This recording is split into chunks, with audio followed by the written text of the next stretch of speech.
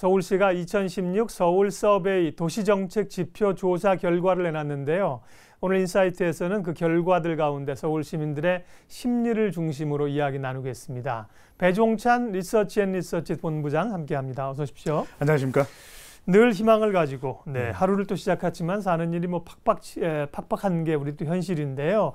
서울 시민들은 어떻게 생각하면서 살까? 일단 시민들이 도와줄 사람이 있는지, 삶이 어떤지, 얼마나 불안해하고 있는지 상황부터 좀 조사 결과 알려주십시오. 네, 정말 우리 삶이 녹록치 않은데요. 예. 무엇보다도 가장 중요한 것은 행복입니다. 우리가 행복을 찾아서 매일매일 하루 또 이 더 나은 삶을 향해서 나아가고 있는데요. 이번 조사 결과 보면 이 가족 위험 상황 경험 여부입니다. 얼마만큼 좀 불안한 상황에 놓여 있느냐는 것인데요. 이 서울 전체 이 세 가구 중 한 가구 정도가 지난 1년 동안 이 가족 건강의 이상, 가족이 떨어져 살고 있는 것, 그리고 실직, 파산 등의 다양한 위험을 경험한 것으로 나타났는데요. 2015년 이 말씀드린 대로 33.7%가 위험 상황에 대한 경험을 했고요. 2014년과 비교를 해보면 이 4.9%포인트 조금 더 이런 위험 상황을 더 느끼는 것으로 나타났습니다. 위험의 유형으로는 가족의 건강 이상이 45.8%로 가장 높았고요. 이 가족이 떨어져 사는 것 37.9%, 직업이 불안정한 22.7%, 실직 또는 파산하는 경우가 18.5%로 나타났습니다. 보다 안정적인 생활, 또 가족과 함께하는 생활, 그리고 가족이 건강하게 사는 삶, 이렇게 될 경우에 상당히 안정감이 느낄 수 있는데, 그렇지 못한 경우 우리 시민들 이 위험 상황을 느끼는 경우가 세 가구 중 한 가구 정도인데요. 여기서 정말 중요한 것은 나 말고 우리의 이웃은 또 힘든 그런 삶에 놓여 있다는 걸 서로 느끼고 공감하는, 그래서 이 결과를 한번 되새기는 것이 지금 이 순간 너무 중요해 보입니다. 한 해 전과 비교해서 위험을 느낀 경험이 늘었다는 것으로 조사 결과가 나왔는데요. 누구나 그런 그 상황에 닥칠 수는 있죠. 그런 상황에서 서울 시민들이 도움받을 만한 것은 뭐 누구든 가족이든 뭐 기관이든 얼마나 있을까요? 네, 몸이 아플 때, 또 돈이 필요할 때, 또 낙심하거나 우울할 때 뭔가 누군가로부터 또 어떤 곳으로부터 도움을 받고 싶어 하는데요. 이 도움 받을 곳이 없다라는 응답의 비율을 살펴보겠습니다. 네. 이 금전적 도움이 필요한데 도움 받을 곳이 없다라고 하는 응답이 이 10명 중 4명에 가까운 39.2%였고요.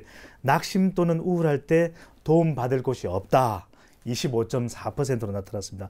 이 몸이 아플 때 도움을 받을 곳이 없다 20.4%로 나타났는데, 우리가 그렇지 않습니까? 인생을 살아갈 때 조금 힘들 때 왠지 이 키다리 아저씨가 있으면, 키다리 형님이 있으면, 키다리 언니가 있으면 좋겠다라고 하는 이런 생각들을 많이 하실 수가 있는데, 또 한편으로는 우리 서울시가 가지고 있는 다양한 프로그램들인데 몰라서 이 문을 두드리지 못하시는 경우들도 있거든요. 조금 더 찾아보시고, 또 미리 아시는 분들은 힘든 어려움에 처한 도움받을 곳을 찾는 그 이웃들에게 안내를 해주시면 좋을 것 같습니다. 네. 자, 이렇게 뭐 팍팍한 삶의 현실들이 나타나고 있는데요. 또 도외지 생활이라고 하는 게 스트레스를 많이 받잖아요. 서울 시민들이 스트레스에는 얼마나 노출되어 있을까요? 네, 스트레스라는 것이 만병의 근원이라는 이야기도 하고 있지 않습니까? 말 그대로 적당한 정도의 스트레스는 의학적으로, 저는 의학 전문가는 아닙니다만은 삶에서 보다 더 좋은 아이디어를 만들어내는데 도움이 된다고 합니다만은, 좀 나쁜 스트레스, 또 지나친 스트레스는 건강에도 상당히 큰 또 해를 끼칠 것이고요. 정신적으로 상당히 피폐해질 수밖에 없을 텐데, 우리 시민들 지난 2주간 얼마만큼 스트레스를 경험했는지 여쭈어 보았습니다. 이 매우 많이 느낀다는 경우가 4사람 중 1명 정도인 25.6%였고요. 이 느낀 편이다 한 번이라도, 그런 경우가 28.3%로 나타났습니다. 이 적지 않은 비율인데요. 전체 시민 10명 중 5명 이상이 지난 2주간 스트레스가 있느냐라고 여쭤보았을 때 있다라고 응답을 하셔서 적지 않은 비율이 스트레스를 살면서 느끼는 것으로 나타났는데, 특히 어떤 분들이 좀 많은 스트레스를 느낄까 조금 더 구체적으로 좀 분석을 해봤습니다. 이 젊을수록은 업무, 학습 스트레스가 많았고요. 아무래도 나이 드신 분들은 좀 건강에 대한 스트레스가 많은데, 이 서울 시민의 4명 중 한 분은, 이 한 명은 과도한 업무와 학습량에서 오는 스트레스를 받는 것으로 나타나는데, 주로 대체적으로 연령대가 좀 낮은 편이었고요. 그리고 연령대가 좀 높으신 분들의 경우에는 건강 상태에 대해서 이 등산들도 하시고 또 산책도 하시고 하지만 또 건강 검진도 받기는 하시는데 항상 건강에 대한 우려, 조금 더 건강했으면, 조금 더 체력이 좋았으면 하는 바람이 있으신 것으로 나타났습니다. 네, 설문 전문가들이 다 의미가 있군요. 지난 2주간의 스트레스 경험, 지난 6개월, 1년간 하면 뭐 스트레스 안 받는 사람 없겠죠. 그렇습니다. 예, 그래서 잡은 것 같습니다. 자, 그러면 이번에는 반대로 서울 시민들은 과연 삶에 대해서 얼마만큼 행복해하고 있을까? 행복도에 관한 조사 결과도 좀 알려주세요. 네, 행복이라는 것이 예. 본인 스스로가 판단하고 대답을 하고 느끼는 것이기 때문에 상당히 또 주관적일 수밖에 없습니다. 예. 그것이 또 어떻게 보면 또 중요하다고 볼 수 있는 것이고요. 우리 시민들께서 생각하시는 주관적인 나의 행복 점수를 매겨봤는데 10점 만점에서 한 몇 점 정도 되시는지 대체적으로 과거와 또는 몇 년 전과 비교해 보시는 것이 중요할 텐데요.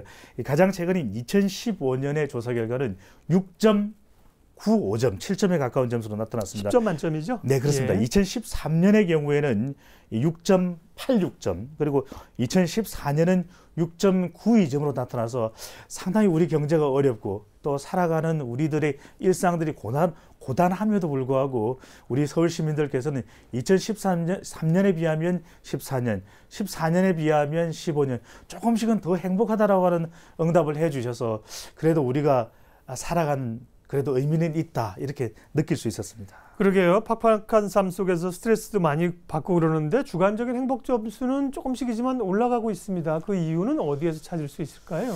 그렇습니다. 우리가 흔히들 어떤 나의 주관적인 이 지수를 이야기할 때 대체적으로 지금 현재의 상황도 중요하겠지만 예. 앞으로 나는 충분히 희망이 있다. 대한민국은 분명히 희망이 있다라고 하는 그런 메시지, 우리 시민들은 분명히 행복에 대한 희망이 있다라고 하는 메시지를 느끼는 거가 중요한데요.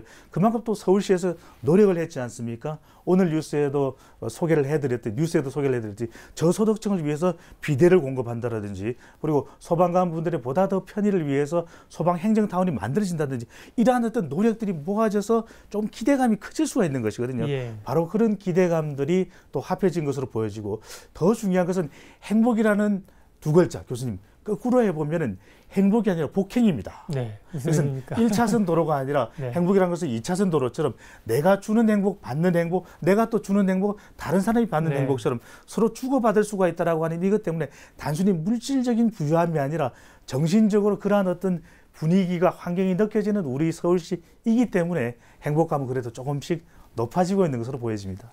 멋진 말이십니다. 행복은 한 방향이 아니라 양방향으로 주고받는 것이다. 이 기대감과 이제 미래에 대한 소망이 어렵지만 행복 지수를 높였다고 말씀하셨는데 뭐 그런 좀 긍정적인 지표들도 좀 찾아볼 수 있을까요? 네, 계층 상승 가능성이 얼마나 되느냐. 과거에는 뭐 개천에서 용났다 이런 이야기가 있는데 네. 이 질문을 나의 노력으로 사회 경제적 지위가 높아질 가능성이 높다라고 물어봤는데 32.4%는 그렇다라고 응답을 했습니다. 네. 3명 중에 1명 정도는 나부터도 그런 상승, 신분 상승의 가능성이 있다라고 응답을 했고요. 그 다음으로는 나의 노력으로 내 자녀의 사회 경제적 지위가 높아질 가능성이 높다. 나는 아니더라도 당장 다음에 우리 자녀들만큼은 더 나의 노력을 통해서 행복해 줄 수 있다는 것에 대해서는 절반 가까운 46.6%가 그렇다라고 응답을 했거든요. 그래서 이 나보다는 우리 자녀 세대에 보다 더 많은 희망과 가능성이 있다고 우리 시민들께서는 응답을 해주셨고요. 우리가 흔히들 이 계층 사다리가 무너졌다, 붕괴했다. 우리 또 이 시간을 통해서 소개도 해드리기도 했었는데 그럼에도 불구하고 우리 시민들께서 다양한 그런 프로그램들과 또 미래에 대한 이 기대감을 가지고서 나뿐만 아니라 우리 자녀들까지도 잘 될 수가 있다라고 하는 계층 상승에 대한 기대감이 아직도 무너지지 않았습니다. 이것을 붙들고 있다라고 하는 것은 상당히 기대 또 희망적으로 비춰집니다. 네, 그나마 어려운데 기대와 희망을 가지고 있다. 반가운 얘기이고요. 시간상 속도를 조금만 내겠습니다. 현대인들이 그러다 보니까 기댈 데가 별로 없다 보니까 이제 가족과 개인들을 중요시하는 건 좋은데 가정과 개인에 너무 몰두하고 있다는, 그러니까 폐쇄적이라는 거죠. 그러므로 인해서 또 오히려 또 가족이 좀 해체될 것에 대한 불안감도 꽤 가지고 있다면서요? 그렇습니다. 예. 이 가정 생활에 대한 위험 요인 이런 네. 것들도 이번 조사 결과 그대로 나타났는데 네. 이 그 지표를 살펴보시게 되면은 무자녀 예. 또는 저출산에 대한 어떤 위험 요인을 이 6.79점 2015년 결과로서 네. 응답을 주셨고요. 그다음에 노인의 고립과 자살이라고 하는 어떤 위험 우려가 6.66점으로 나타났습니다. 이혼이라고 하는 것도 위험 요인이 될 수가 있겠는데요. 6.54점으로 나타났는데 이 조사 결과의 한 해 전인 2014년과 비교하면 무자녀 또는 저출산에 대한 위험 요인이 높아진 것으로 나타났고 예. 노인의 고립과 자살 그리고 이혼의 위험 요인은 조금 낮아진 것으로 나타났습니다. 그만큼 여러 가지 경제 상황이라든지 새로운 어떤 가족 구성에 대한 하나의 트렌드가 이 출산을 안 한다라는 거지. 더 오히려 더 나아가서는 자녀가 없다라고 하는 이런 위험 요인이 그대로 나타나는 것을 볼 수가 있거든요. 그래서 이런 부분에 대해서 네. 우리의 사회 또 개인 국가적인 차원의 노력이 분명히 필요한 것도 확인할 수 있는 그런 결과였습니다. 네, 특별히 무자녀나 저출산에 대해서 위험 요인이 좀 증가했다. 이건 뭘 의미하는 걸까요? 그렇습니다. 이것이 다른 요인들 경우에는 네. 노인의 경우에는 우리가 다양한 프로그램들로 또 개선될 수 있는 여지가 있습니다. 뭔가 이 독거 노인들 분들에게는 다양한 사회복지 차원에서의 프로그램을 제공해 드릴 수도 있고요. 이혼의 경우에 가족의 해체 경우에도 이 시라든지 또는 지역사회에서 지원되는 상담 프로그램을 통해서 어느 정도의 정신적 트라우마를 극복하는 것은 가능합니다만 저출산이라고 하는 것은 세계적인 어떤 문제 아니겠습니까? 네. 이 부분에 있어서만큼 단기적인 성과로 나타날 수가 없고 시 차원의 노력뿐만 아니라 국가 또는 전 세계적인 인식의 전환 부분들도 함께 뒤따라야 되는 부분이라서 그만큼 이 위험 요인으로 크게 느끼는 것으로 분석됩니다. 네, 희망도 있고 위험 요인도 있고 그렇습니다. 서울 서베이 도시정책 지표 조사 결과 지금 이야기 나누고 있는데요. 이 부분도 좀 짚어봤으면 좋겠습니다. 서울 시민으로서 부담과 책임도 있지만 시민들은 과연 어느 정도의 자부심을 가지고 있을까요? 네, 권역별로 또 자부심을 좀 분석을 해봤는데 네. 이번 조사 결과 나타난 것을 보면 이 도심권, 우리 서울 시내에서 도심권이라고 할 수 있는 부분을 잘 아실 겁니다. 광화문, 명동 등 이런 도심권에서의 자부심이 68.8점으로 나타났고요.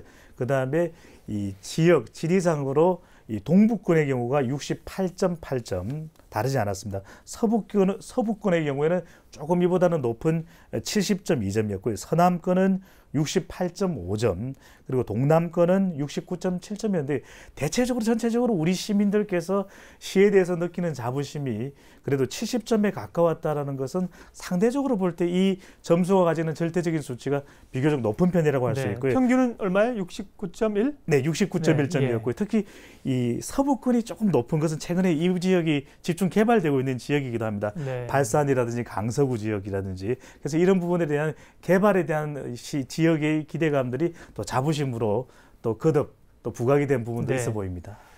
네, 서울 서베이 결과를 통해서 서울 시민들의 삶과 또 어려움 살펴봤는데요. 이번 조사를 서울연구원에서 진행했죠. 조사 결과가 이제 앞으로 시민들의 삶이 나아지는데 활용이 좀 돼야 될 텐데요. 어떻게 쓰일까요? 네, 정부 3.0을 이야기하는데 우리 시에서는 데이터와 관련해서 공개함으로써 많은 정책 연구기관뿐만 아니라 우리 시민들께서도 적극적으로 활용할 수 있도록 그렇게 배려 조치를 하고 있거든요. 예. 이것이 시정 운영뿐만 아니라 또 정책 수립의 기초 자료로도 쓰일 수 있고 나는 이렇게 생각하는데 우리 다른 서울 시민 이웃들은 어떻게 생각하는지 그것을 되돌아볼 수 있는 기회도 될 거예요.